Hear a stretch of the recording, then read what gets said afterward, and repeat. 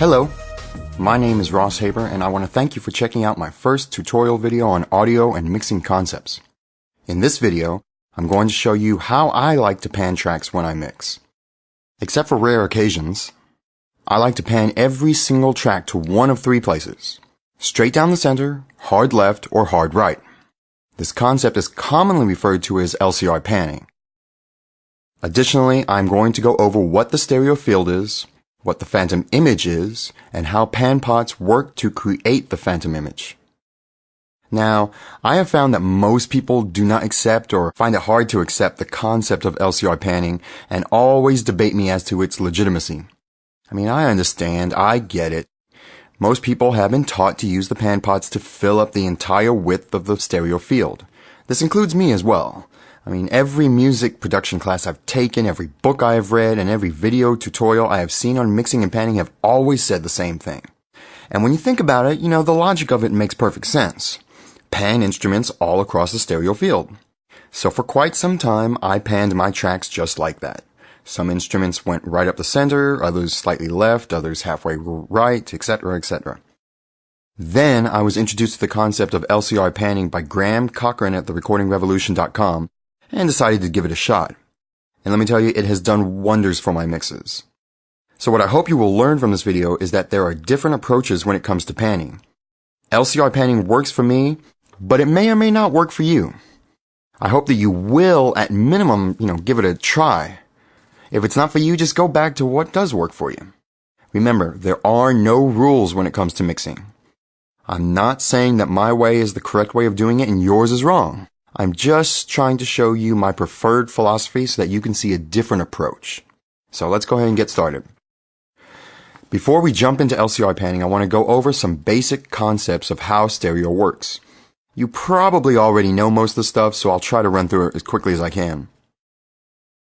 Let's begin with the stereo field. Now, when I say stereo field, I'm referring to the two speakers you are using to listen to your mix and the entire space in between them.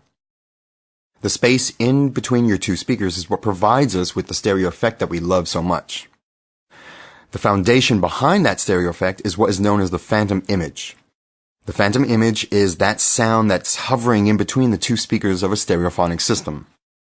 This phantom image is the product of some rather elaborate mental operations by the auditory mechanism and the brain. It's a fascinating topic in case you're interested. Now, let's discuss the role pan pots play in all this. We have a tendency to believe that the phantom image follows the pan pot on a mixing console so that when we turn the pan pot a little to the left, the image moves to the left as well. But what you have to remember is that the pan pot is nothing more than two volume controls in one. One volume control for the left speaker, one volume control for the right speaker, and they are wired in reverse so that as you turn up the volume to one speaker, the other speaker decreases in volume. So the whole effect of panning is achieved simply by changing the relative volume level of each speaker. We basically trick our brain into believing that the sound is emanating from a specific place within the stereo field.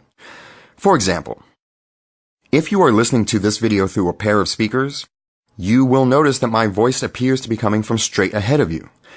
But how can that be since there are no speakers directly in front of you? It is because the signal is coming from both of your speakers at the same volume level. This is tricking your brain into believing that I am right in front of you.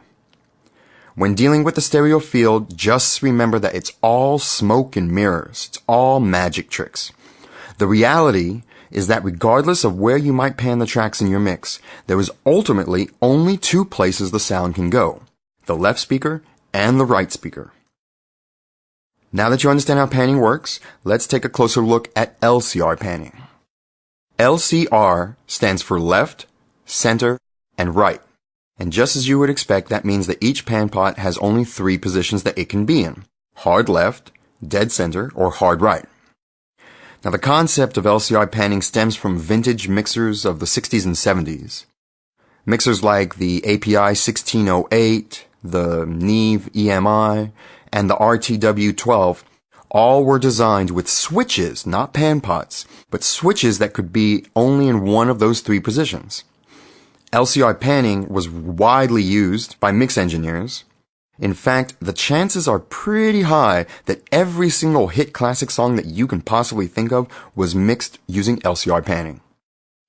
Even today, LCR panning is designed into many mixing consoles, particularly mixers designed for use at live performance venues. When I first tried LCR panning in a mix, I personally loved the way it sounded. You might try it and absolutely hate the way it sounds. Of course, on the other hand, you might try it and absolutely love it. I mean, it's all just a matter of preference and taste. Now, one of the most common criticisms I hear regarding LCR panning is, but I can hear the phantom image move as I pan my tracks, and I want other people to hear the same thing. That's why I spend hours finding that perfect spot in the stereo field for each instrument. Well, it's commendable that you passionately want to create a mix that wows people with this perfect stereo placement. The problem is that the majority of listeners are not sitting right in the sweet spot like you are. Most people don't place themselves equidistant from their speakers. No. Most people listen to their music in their cars, for example, where you are always closer to one speaker than the other. And unfortunately, moving as little as 1 inch from the sweet spot renders the stereo signal null, and it turns into a form of indirect mono. Other people may be listening at home but are doing something else, like cleaning the house or watching TV, and are therefore not paying close enough attention to the mix to hear the subtle panning decisions that you made. Same thing happens when they're at the gym or out jogging with some headphones on. There are distractions that keep them from focusing in on the music. My point is that the hours spent meticulously micro-panning every instrument will likely never be heard by anyone except the mix engineer. Those hours spent panning could be better spent tweaking other aspects of the mix in order to wow the listener. Another thing to remember is that as mix engineers, it is our job to combine all of the tracks that are given to us and create a mix where there is separation amongst the instruments so that each one can be heard clearly. Some instruments may be louder than others in the mix, and that's okay. But it is our job to make sure that each instrument can be heard and isn't being masked by other instruments. One of the tools at our disposal to help us create that separation is panning. Now, I like to pan all the important instruments down the center. Things like the kick drum, the snare drum, and the bass are typically the instruments that lay the foundation for most songs, so I pan them right in the center. The lead vocal is the driving force behind most modern music, so it gets placed right in the center as well. Since these are the most important tracks in the mix, I don't want anything else to cover them up. So, why not pan all the other tracks as far away from them as possible? Get them far away from your important tracks so that they can do their job without having to fight other instruments for the same sonic space. Not to mention, by only having 3 pan positions, you force yourself to achieve separation through other means, such as EQ, which yields more stability in the separation as well as a sound that translates better on various sound systems. Just to give you a second opinion on why you might want to give LCR panning a chance, let me briefly tell you about an experiment performed by Grammy-nominated engineer Dave Moulton, director of Moulton Laboratories. He's also an audio engineer, author, composer, educator, and acoustician, and also the former chairman of music production and engineering at the Berklee College of Music in Boston. Mr. Moulton was asked to do an experiment where he would listen to a tone and point out the location of the phantom image created by that tone. Each tone was panned 1/10 of a decibel to the left further than the tone before it. The results of the experiment shocked Mr. Moulton. He concluded that a tone that is panned up to 3 decibels in either direction created a phantom image that hardly moved from the center or at most about 5 degrees. Beyond 3 dB, the image shifts tremendously and hovers just inside the more dominant speaker. Once panned to 7 decibels or greater, the image closes the tiny gap and comes from the dominant speaker altogether. In the end, he stated, and I quote, "The principle of mixing I've evolved from this is that there are only 3 panning positions: left, center, and right. Within those zones, the pan pots yield a little sense of localization shift, but mostly it isn't stable, and moving my head by an inch or so screws it up. It isn't very reliable, and I can't count on that localization detail being there in playback away from the studio." Now, something else I hear a lot from people is that by using LCR panning, I am leaving huge gaps in the stereo field. What I mean is, if you were to start from the left speaker and travel around to the right speaker, you would hear sound, silence, sound, silence, sound. Well, this is true, but there are ways to fill in those sonic gaps.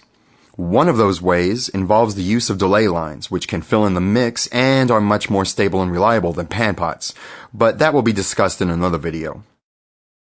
Now, like I said earlier, I do not use LCR panning all of the time. There are some situations that I do believe call for the more conventional method of panning. One example would be when I am creating drum tracks from scratch using MIDI. To give you an idea as to what I mean, if I were to pan the hi-hat hard right, the drums would sound weird and would be a dead giveaway that they aren't being played by anyone real. When you record a drum kit, the majority of the sounds are captured in the overheads, and any spot mics you might have used are simply for beefing up certain parts of the kit. Well, both overheads pick up a portion of the kit's sounds depending on the proximity of each drum to the overhead. This means that a naturally recorded drum kit never has anything recorded by just one of the overheads. So when I'm creating drum tracks using MIDI, it makes sense not to pan any of the sounds hard left or right. Another situation where I might not pan things to the extremes is when there is minimal instrumentation. For example, an alternative rock band that I recently recorded wanted to record a couple of songs that had an acoustic guitar and a vocalist. That's it. If there had been a couple more instruments, I would have panned the guitar mono or hard left and hard right. But because the guitar is the only instrument in the song, panning it hard left and right would have produced an unnatural sounding guitar, with all the body of the guitar coming from the left speaker and all the fingering coming from the right. Now, we don't hear a guitar like that, so it makes sense not to pan it that way. In this case, I panned the guitar to around 10 and 2 o'clock positions. This narrowed the stereo width of the song, but it allowed the guitar to sound natural. Now, there's another situation where I will not use LCR panning, and it is very, very important that I don't whenever the situation comes up. It's simply whenever my ears tell me not to. At the end of the day, it is our job as mix engineers to create a mix that simply sounds good. A good sounding song is very subjective, and what sounds good to me might not sound good to you, or vice versa. But the only way you are going to create a mix that sounds good is if you trust your ears. If I have something panned hard right or hard left, but when I listen to it in context, if it doesn't sound like it belongs panned hard right or hard left, then I will pan it to wherever it needs to go for my ears to tell me, there! That sounds good, right there. Trust your ears and don't second guess what they are telling you. Then, and only then, will you be able to create a mix that sounds good.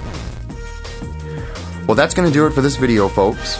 I hope you enjoyed watching, and I hope that you found something in this video that will be useful to you and will help you create better mixes. Remember, there are no rules in mixing, no right way or wrong way. There are only philosophies and points of view. If you have any questions, comments, or suggestions, feel free to drop me an email. Again, my name is Ross Haber. Thanks for checking out the video, and hope to see you next time.